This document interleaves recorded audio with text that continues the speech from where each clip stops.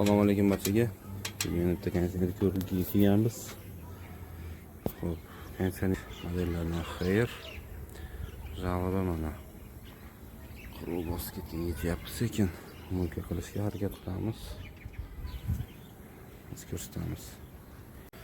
Xo'p, mana konsertimiz holati.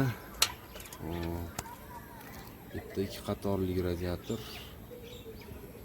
Zabitli. Buni quruq bosib o'tibdi, qor bo'lib.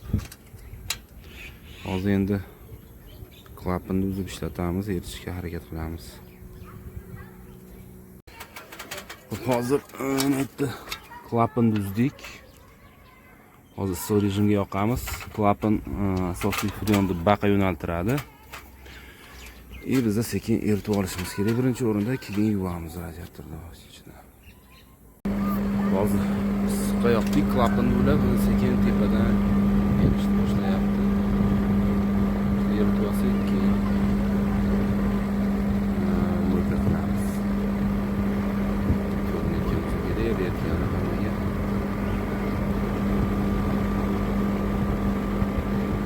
Marajni qilamiz shunaqa.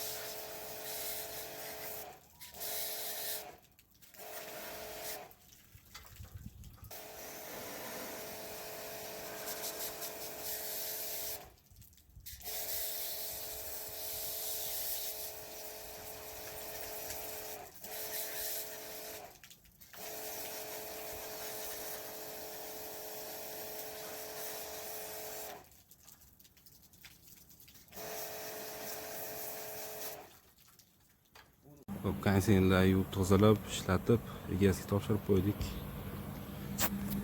Endi eritib oldik. O'sha teshigi ichkaridan bekilib qo'ygan ekan. Ham ochib oldik. Asosiy o'zi erib tushib ketmagan sababi o'sha. Mana tokni baylari, har xil musullar o'sha yerga to'lib qolgan. Loy bo'lib tiqilib qolgan.